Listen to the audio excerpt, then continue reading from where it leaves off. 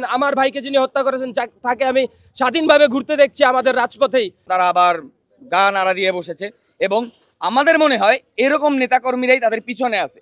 সংগ্রামী ছাত্র সমাজ সমবেত হয়েছি।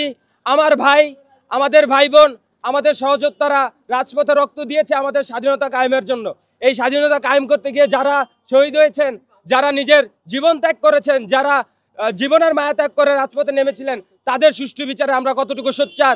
ব্রাহ্মণবাড়িয়া আসনের সাবেক সংসদ সদস্য বুলবুল, সে আমাদের আন্দোলন চলাকালীন আমাদের উপর গুলি চালিয়েছে, আমাদের উপর হত্যাকাণ্ড চালিয়েছে। সে নিজে মাঠে থেকে গুলি চালিয়েছে, গুলিবর্ষণ করেছে ছাত্রদের উপরে।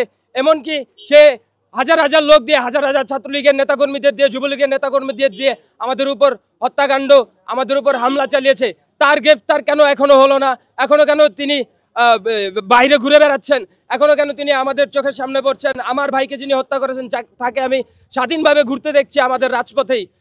এই আমাদের এই দাবি নিয়ে, বুলবুলের আজকে গ্রেফতারের দাবি নিয়ে আমরা আজকে এখানে সমবেত হয়েছি। আমরা বুলবুলের গ্রেফতার না হওয়া পর্যন্ত আমাদের সংগ্রাম আমরা চালিয়ে যাব এবং আমাদের ভাইদেরকে যারা হত্যা করেছে প্রত্যেকের গ্রেফতার না হওয়া পর্যন্ত আমরা রাজপথ ছাড়বো না। আমরা সোচ্চার থাকবো। আমরা অন্যায়ের বিরুদ্ধে, খুনির বিরুদ্ধে, ফ্যাসিবাদের বিরুদ্ধে কখনো আপোষ করব না। সময় আপনারা সবাই জানেন যে সারা দেশে অনেক অনেক জায়গা থেকে অনেকে সবাই লিড করেছে, ঠিক আছে। এটা আওয়ামী লীগ নেতাপন্থী যারা আছে তারা সবাই অপ্রত্যক্ষভাবে, পরোক্ষভাবে, প্রত্যক্ষভাবে জড়িত ছিল। এখন হয়তো বা আমরা তখন জুলাইয়ের পরে আমরা দেশ সংস্কারে নামলাম। আমাদের তখন জিনিসটা ছিল যে ঠিক আছে, দেশের যে পরিস্থিতি যেটা আছে, আমরা সেই দেশের পরিস্থিতিতে নানান ধরনের সমস্যা কিন্তু উঠে আসতেছিল।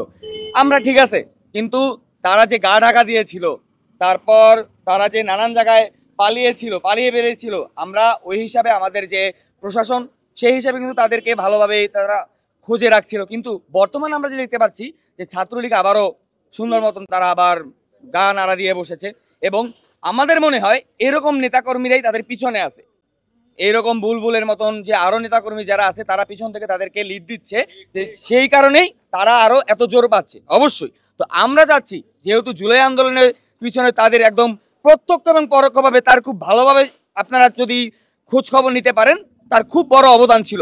আমরা চাই না সামনে দেশে আরো একটা অরাজনৈতিক একটা অবস্থা সৃষ্টি হয়, যার কারণে তার আবার এরকম অবদান থাকুক। এক ভুল বারবার যেন না হয়, এটার জন্য আমরা প্রশাসনকেও বলবো এবং আমরা আপনাদের মিডিয়া সাপোর্ট যারা আছে তাদেরকেও বলবো যে আপনারা অবশ্যই জিনিসটা সারাদিকে ছড়িয়ে দেবেন যে আমরা কিন্তু ছাত্ররা কিন্তু 1 জুলাইতে কিন্তু আমরা থামিনি। আমরা কিন্তু সামনে আবারও আমরা জড়ো হতে পারি আপনাদের বিরুদ্ধে। আপনাদের যে এইরকম যে কালো হাত আমরা ভেঙে ঘুরিয়ে দেওয়ার মতন সাহস আমরা এখনো বুকে নিয়েই রাখছি, ঠিক আছে।